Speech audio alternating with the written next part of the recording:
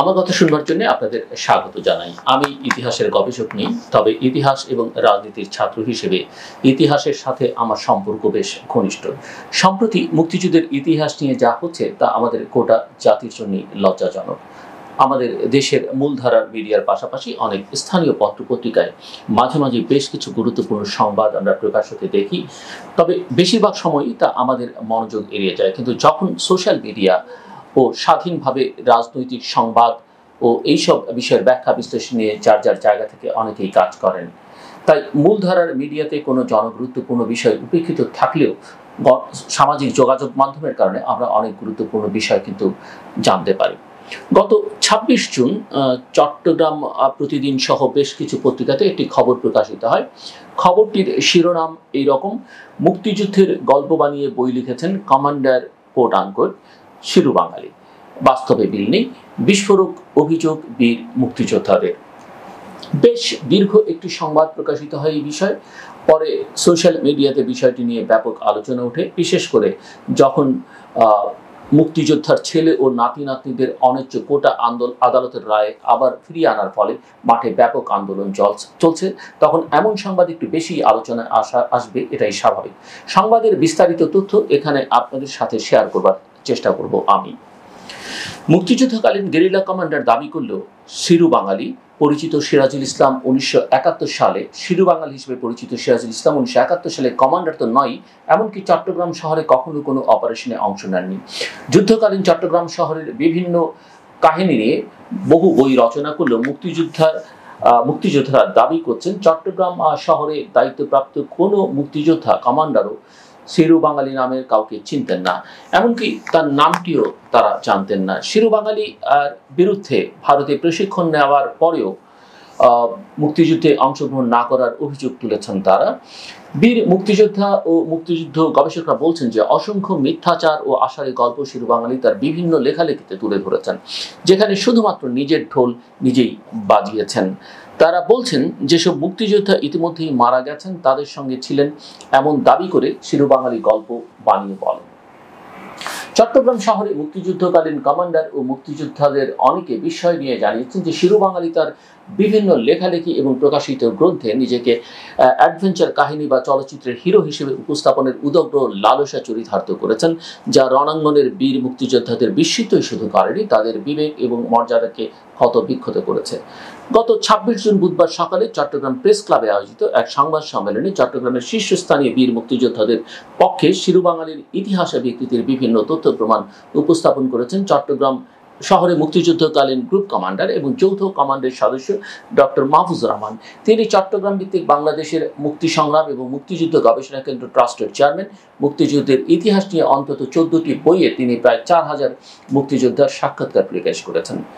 সংবাদ সম্মেলনে এদিন বীর মুক্তিযোদ্ধাদের মধ্যে যারা উপস্থিত ছিলেন তারা হচ্ছেন ফেরদৌস ইসলাম খান, AHM নাসিরউদ্দিন চৌধুরী, আজিজুল হক, AKM মতিন চৌধুরী, মোহাম্মদ শফি খান, প্রদ্যোৎ কুমার পাল, মাহবুবুর রহমান চৌধুরী, যাকে চৌধুরী মাহবুব হিসেবে ডাকা হয়, মোহাম্মদ শাহাদুল হক, মোহাম্মদ জমির, কামাল উদ্দিন, মোহাম্মদ ইদ্রিস আলী, ডাক্তার মাহফুজুর রহমান, ফজলুল হক ভুইয়া, ফাহিমউদ্দিন, মোহাম্মদ আবুল কাশেম, মুজাফর আহমেদ রাজু, MN ইসলাম, মোহাম্মদ হারিস, মোহাম্মদ সবুর দেওয়ান, মাকসুদ আহমেদ, SM নুরুল আমিন। একজনের মিথ্যাচারের কারণে আমাদের সবার গর্বের বিষয়টি কি ম্লান হয়ে যাবে, এমন প্রশ্ন রেখে ডাক্তার মাহফুজুর রহমান বলেন, চট্টগ্রাম শহরে শিরু বাঙালি ভাইয়ের কোনো অপারেশন ছিল না, এ ব্যাপারে আমি শতভাগ নিশ্চিত। যারা চট্টগ্রাম শহরে মুক্তিযুদ্ধ করেছেন, কমান্ডার যারা ছিলেন, তাদেরকে আমি এ বিষয়ে জিজ্ঞাসা করেছি, সবাই বলেছেন শিরু বাঙালি চট্টগ্রাম শহরে যুদ্ধ করেননি। আমি শিরু বাঙালিকে আমন্ত্রণ জানাচ্ছি, তিনি যত কিছু লিখেছেন তার একটি ঘটনা আমাদের সবার সামনে সত্য প্রমাণ করুক। আমরা আপনার লেখা সত্য বলে মেনে নেব। তিনি গল্প উপন্যাস লেখেন, সেটা নিয়ে আমাদের আপত্তি নেই, কিন্তু মুক্তিযুদ্ধের ইতিহাস বিকৃত করবেন তা মেনে নেওয়া যাবে না। আগামী প্রজন্মের কাছে আমাদের দায় আছে।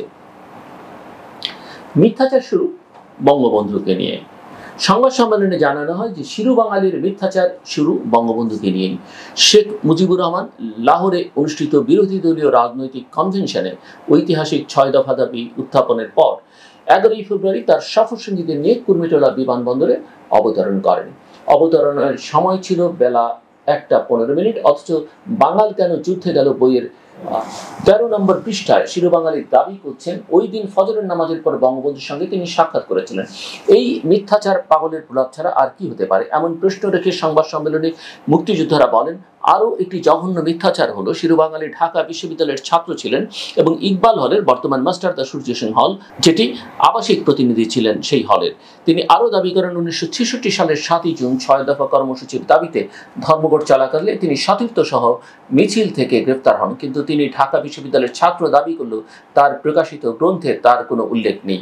তাই প্রশ্ন জাগে, তিনি আদৌ কি ঢাকা বিশ্ববিদ্যালয়ের ছাত্র ছিলেন? মুক্তিযোদ্ধারা দাবি করেন শিরোবাঙালি ওই সময় ঢাকার কোনো রেস্টুরেন্টের কর্মচারী ছিলেন বলে তারা জেনেছেন। 151 নম্বর গ্রুপের স্বঘোষিত কমান্ডার শিরোবাঙালির প্রকৃত নাম সিরাজুল ইসলাম। তিনি নিজেকে যুদ্ধকালীন 151 নম্বর গ্রুপের কমান্ডার দাবি করে বাঙাল কেন যুদ্ধে গেল শীর্ষক বইটি প্রকাশ করেন।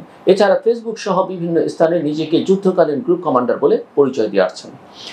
2020 সালের 20 ডিসেম্বর দৈনিক আজাদিতে একজন আহমদ নবী ও তার গ্রুপের মুক্তিযুদ্ধ শিরোনামে বীর মুক্তিযোদ্ধা সাংবাদিক নাসিরউদ্দিন চৌধুরীর একটি লেখা প্রকাশিত হয়।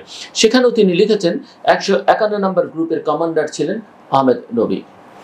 151 নম্বর গ্রুপের অধীনে মুক্তিযুদ্ধে অংশ নেওয়া পটিয়ার বীর মুক্তিযোদ্ধা এ প্রসঙ্গে জানান, মূলত গৌরাঙ্গ প্রসাদ মৃত্যুর পর থেকে শিরোবাঙালি নিজেকে 151 নম্বর গ্রুপের কমান্ডার বলে দাবি করে আসছেন। আসলে তিনি সরাসরি কোনো যুদ্ধে অংশ নেননি।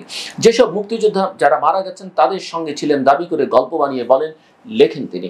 তবে এটা সত্য যে ভারতে প্রশিক্ষণ নেওয়ার কারণে ভারতীয় তালিকায় শিরোবাঙালির নাম আছে। বিভ্রান্তিকর তথ্যে ভরা শিরোবাঙালির বইটি। সংবাদ সম্মেলনে বীর মুক্তিযোদ্ধারা শিরোবাঙালির লেখা বাঙাল কেন যুদ্ধে গেল বইয়ে উল্লেখ করা বিভ্রান্তিকর বিভিন্ন বিষয় তুলে ধরেন। 2019 সালে বইটির সর্বশেষ সংস্করণ প্রকাশিত হয়। বইটির 265 পৃষ্ঠায় কমান্ডার হয়ে স্বদেশ যাত্রা শিরোনামে শিরোবাঙালি লিখেছেন, 1971 সালের 20 অক্টোবরে হরিণা ইয়ুথ ক্যাম্পে তাকে 151 নম্বর গ্রুপ কমান্ডার করা হলে মানু বড়ুয়া নামের এক ছেলে আপত্তি জানায়, কিন্তু নির্বাচক মণ্ডলী মানুর ভেটো দেওয়াকে গুরুত্ব দেয়নি। পরে মানু নিজে থেকে তার গ্রুপে যেতে চাইলে তিনি প্রত্যাখ্যান করেন। পরে মানু বড়ুয়া পটিয়ার হুলাইনের গ্রুপ কমান্ডার আহমেদ নবীর দলভুক্ত হয়। শিরোবাঙালি আরও লিখেছেন যে এ ঘটনার প্রায় 1 যুগ পর মানু বড়ুয়া চট্টগ্রামের কোতোয়ালি থানার মোড়ে ফ্যান্সি টেইলরিং পপে চাকরি করার সময় তার সঙ্গে আমার সাক্ষাৎ হলে হরিণা ক্যাম্পে করা তার ভুলের জন্য সে অনুশোচনা করে এবং আমার কাছে ক্ষমা প্রার্থনা করে। এদিকে বাঙাল কেন যুদ্ধে গেল বইয়ের 266 পৃষ্ঠায় শিরোবাঙালি লিখেছেন, তার নেতৃত্বাধীন 151 নম্বর গ্রুপে প্রশিক্ষণ নেয়া 12 জনের মোট 10 জন মুক্তিযোদ্ধা ছিলেন। এই 13 জনের নামের তালিকার মধ্যে আবার উনাইনপুরার বাসিন্দা সেই মনোজ বড়ুয়ার নামও আছে। অর্থাৎ শিরোবাঙালি একবার লিখেছেন মানু তার গ্রুপ ছেড়ে আহমেদ নবীর গ্রুপে চলে গিয়েছিল, পরে তিনি আবার লিখছেন যে মানু তার গ্রুপে যুক্ত হয়ে যুদ্ধ করেছেন। গ্রুপটি আহমেদ নবীর, শিরোবাঙালির নয়। অন্যদিকে মুক্তিযোদ্ধা তালিকায় অন্তর্ভুক্ত হতে মনোজ বড়ুয়া প্রকাশ মানু যে আবেদন করেছেন সেখানে তিনি লিখেছেন 151 নম্বর গ্রুপের অধীনে যুদ্ধ করেছিলেন, আর তার কমান্ডার ছিলেন আহমেদ নবী চৌধুরী। এই আহমেদ নবী ছিলেন গৌরাঙ্গ প্রসাদের অবর্তমানে 151 নম্বর গ্রুপের কমান্ডার। আরও কিছু মিথ্যাচারের তথ্য বেরিয়ে এসছে, যেমন তিনি 22 মে ক্যাপ্টেন করিমের দলে যোগ দিয়েছিলেন বলে নিজের বইয়ে দাবি করেছেন শিরোবাঙালি। তিনি ফেসবুকে লিখেছেন যে 71-এর 3রা জুন পানওয়ালাপাড়া কবরস্থান থেকে তুলে বস্তায় মোড়ানো একটি LMG নিয়ে দারোগাঘাটে পাঞ্জাবি সৈন্যের সামনে পড়ে যায়, বাকিটা পুরোই ইতিহাস। এই লেখা দেখে অনেকেই মনে করতে পারেন যে LMG নিয়ে সেদিন পাঞ্জাবি সৈন্যদের খতম করে দিয়েছিলেন হয়তো, কিন্তু তা নয়। বাঙাল কেন যুদ্ধ গেল বইয়ের 192 থেকে 96 পৃষ্ঠায় শিরোবাঙালি লিখেছেন যে রিকশায় করে LMG বহনের সময় দারোগাঘাট রোডের সাহেবপাড়ার গলির মুখে পাকিস্তানের 2 জন পোশাকধারী মিলিশিয়ার সামনে তারা পড়েছিল, কিন্তু মাতাল অবস্থায় থাকায় ওই পাকিস্তানিরা LMG বহনের বিষয়টি খেয়াল করতে পারেননি। পরে যে রিকশা করে LMG বহন করা হয় সেই রিকশাওয়ালা 2.5 টাকার ভাড়া 10 টাকা চাওয়ায় তাকে হত্যার জন্য হাজিপাড়ার জালাল ভাই নামের একজনের হাতে তুলে দেওয়া হয় এবং সেখানে তাকে হত্যা করা হয়। বাঙাল কেন যুদ্ধে গেল বইয়ের 200 পৃষ্ঠায় শিরোবাঙালি লিখেছেন 8 জুন দুপুর 1টায় চট্টগ্রাম কোর্ট বিল্ডিং এর মালখানার সামনে একটি গ্রেনেড চার্জ করি আমি, কিন্তু দুর্ভাগ্যের বিষয় হচ্ছে সম্ভবত টেটোনেটরের গোলমালের দরুন ওটি অক্ষত থেকে যায়। পরে অবশ্য ওই দিন সন্ধ্যায় পাকিস্তানি সৈন্যরা ওটাকে ফায়ার করে ফাটায়। 209 পৃষ্ঠায় শিরোবাঙালি লিখেছেন যে ক্যাপ্টেন করিমের নির্দেশে 13ই জুন রোববার দুপুর প্রায় 1:30টার সময় নগরের পাথরঘাটা সেন্ট প্লাসিড স্কুলের কোনায় অবস্থিত অ্যাডভোকেট ফজলুল কবির চৌধুরীর বাসায় একটি গ্রেনেড চার্জ করি। আমার ছুড়ে দেওয়া গ্রেনেডটি অভিষ্ট লক্ষ্যে পৌঁছতে পারেনি। ওই বাড়ির দেয়ালের উপর দিকে জালিদারের বেড়া রয়েছে, সেই বেড়াতে লতাবাহার ফুলের গাছ জড়ানো রয়েছে, যে কারণে গ্রেনেডটি বেড়ার সঙ্গে ধাক্কা খেয়ে লক্ষ্যভ্রষ্ট হয় এবং ফিরে ওই গ্রেনেডটি রাস্তায় এসে বিস্ফোরিত হয়। এতে এক লোক গুরুতর আহত হয়। 218 পৃষ্ঠায় শিরোবাঙালি লিখেছেন, কুমিল্লার দুজন মুক্তিযোদ্ধাকে পাঞ্জাবিদের হাতে তুলে দিয়ে চট্টগ্রাম নগরের শেরশাহ কলোনিতে আত্মগোপন করে থাকা জামায়াতের এক পান্ডাকে 18 জন গুলি করে হত্যা করেছেন তিনি, অথচ নিহতের নাম পরিচয় উল্লেখ করেননি শিরোবাঙালি। শিরোবাঙালি সবসময় মুখোমুখি হতে অনাগ্রহ। শিরোবাঙালির দাবি করা চট্টগ্রাম শহরের উপরোক্ত মুক্তিযুদ্ধের ইতিহাস কোনো মুক্তিযোদ্ধার কাছ থেকে কখনো শোনেননি, এমন কথা জানিয়েছেন 14টি গ্রন্থে 4000 মুক্তিযোদ্ধার সাক্ষাৎকার প্রকাশ করা বাংলাদেশের মুক্তি সংগ্রাম এবং মুক্তিযুদ্ধ গবেষণা কেন্দ্র ট্রাস্টের চেয়ারম্যান ডক্টর মাহফুজুর রহমান। তিনি বলেন, যুদ্ধকালীন পরিস্থিতি নিয়ে শিরোবাঙালির সাক্ষাৎকার নেওয়ার চেষ্টা করেছিলাম আমি। তিনি যুদ্ধ চলাকালীন ঘটনার বিষয়ে আমাকে সাক্ষাৎকার দেননি। কারো সাক্ষাৎকার আমি নিলে তিনি যে তথ্যগুলো দিচ্ছেন সেগুলো আমি বিভিন্নভাবে যাচাই বাছাই করি। এ কারণে অনেকেই আমার কাছে মুক্তিযুদ্ধ নিয়ে সাক্ষাৎকার দেন না। ডক্টর মাহফুজুর রহমান বলেন যে 1 মে ও 3 মে 3টি জায়গায় গ্রেনেড বিস্ফোরণের যে ঘটনা শিরোবাঙালি বলেছেন তা আমি কোনো মুক্তিযোদ্ধার কাছ থেকে শুনিনি। এই গ্রেনেডগুলো তিনি পেলেন কিভাবে, সেটা তো একটা বড় প্রশ্ন। এছাড়া গ্রেনেড বিস্ফোরণ ঘটনার জন্য প্রশিক্ষণের দরকার হয়, যার তার হাতে গ্রেনেড যাওয়া তখনকার প্রেক্ষাপটে একেবারেই সম্ভব নয়। চট্টগ্রাম দক্ষিণ জেলা মুক্তিযোদ্ধা সংসদের সাবেক কমান্ডার চৌধুরী মাহবুবুর রহমান এই প্রসঙ্গে বলেন যে, শিরোবাঙালি চট্টগ্রামে কোনো আলোচিত ব্যক্তি ছিল না। আমরা পটিয়ায় তার কোনোদিন নামও শুনিনি। বইতে লিখেছে যে সে থাকতো ঢাকায়, চট্টগ্রাম শহরে তাকে কেউ চেনে না। এখন সবাই তার বন্ধু। সাবেরও তার বন্ধু, রাজ্জাক মাহফুজও তার বন্ধু। কালুরঘাট যুদ্ধে সে 4টি গ্রেনেড পেল কোথায়? তাকে এই গ্রেনেডগুলো বিস্ফোরণ ঘটানো কে শিখিয়েছিল? সেই গ্রেনেডগুলো বিচারপতির ওখানে মারল, এখানে মারল বলে বেড়াচ্ছে, সবই মিথ্যে কথা। বীর মুক্তিযোদ্ধা চৌধুরী মাহবুবুর রহমানের তথ্য অনুযায়ী 71-এর 3 জুন রাতে পানওয়ালা পাড়া কবরস্থান থেকে বস্তায় মোড়ানো একটা এলএনজি তুলে নিয়ে দারোগাঘাটে পাঞ্জাবি সৈন্যের সামনে পড়ে যায় বলছে শিরোবাঙালি। এলএনজি মানে এটা তো পিস্তল না, এটা যুদ্ধের সময় বিশাল একটা কিছু। বিপক্ষ আসছে, ওদেরকে ঘায়েল করার অস্ত্র হলো এলএনজি। সে সময় মুক্তিযোদ্ধারা সাধারণত 303 রাইফেল ব্যবহার করতো, আর ত্রাস সৃষ্টি করবার জন্য ব্যবহার করতো তার এলএমজি। সে সময় একেবারে কবরস্থান থেকে তুলে বস্তায় মোড়ানো একটা এলএমজি নিয়ে দারোগাঘাটে পাঞ্জাবি সৈন্যের সামনে যাওয়া একেবারেই একটা অবিশ্বাস্য কথা।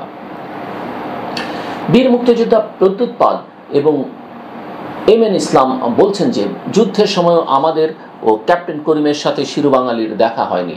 বীর মুক্তিযোদ্ধা হারিস বলছেন, শিরোবাঙালি মোটেই যুদ্ধ করেননি। তিনি ট্রেনিং নিয়ে এসেছেন, তিনি শহরে অপারেশন করেছেন বলে প্রমাণ নেই। তবে গল্প বানিয়ে বানিয়ে বই লিখেছেন, এমনভাবে গল্পগুলো বানাচ্ছেন যে কেউ টেরই পায় না, পরে খতিয়ে দেখতে গেলে বুঝতে পারে সবাই। সংবাদ সম্মেলনে বীর মুক্তিযোদ্ধারা বলেন, শিরোবাঙালি মুক্তিযোদ্ধা, লেখক, গবেষক যে নামেই তিনি পরিচিত হন না কেন, তিনি যে মিথ্যাচার করছেন তাতে বিন্দুমাত্র সন্দেহের অবকাশ নেই। একজন মুক্তিযোদ্ধা শিরোবাঙালি তার মিথ্যাচারে তিনি লজ্জা না পেলেও আমরা লজ্জা পাই। এই লজ্জা কিভাবে ঢাকি? আমরা মনে করি শিরোবাঙালির মিথ্যাচারে নতুন প্রজন্ম বিভ্রান্ত হবে। এই দায় অবশ্যই শিরোবাঙালিকে নিতে হবে।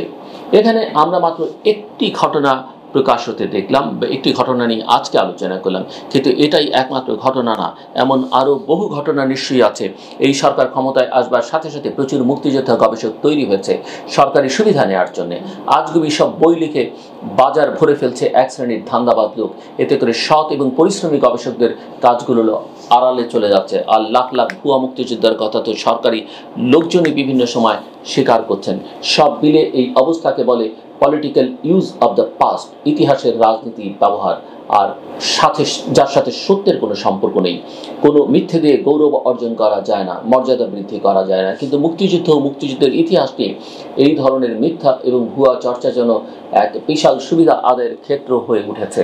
ফলে মুক্তিযুদ্ধের চেতনার রাজনীতির দাবিদার দলটির ক্ষমতায় আসার পরে শুধু ভোটাধিকার বা গণতান্ত্রিক মূল্যবোধের যে আকাঙ্ক্ষা থেকে মুক্তিযুদ্ধ হয়েছিল তারই বিরুদ্ধে দাঁড়ায় নাই, ভুয়া এবং মিথ্যা ইতিহাসগুলো প্রমোট করা হচ্ছে।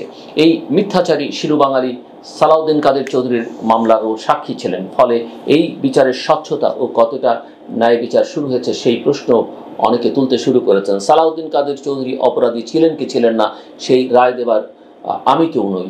তবে কথা হলো, রাজনৈতিক প্রয়োজনে বিচার আর প্রকৃত অপরাধীদের বিচারের মধ্যে পার্থক্য আছে, এবং সেই বিচারের যদি এই ধরনের সাক্ষ্য প্রমাণ থাকে যারা নিজেরাই মিথ্যাচার করেন, তাহলে সেটি নিয়ে কেউ প্রশ্ন তুলতে পারেন, যদিও সেই বিচারের অনেক যৌক্তিকতা থাকতে পারে।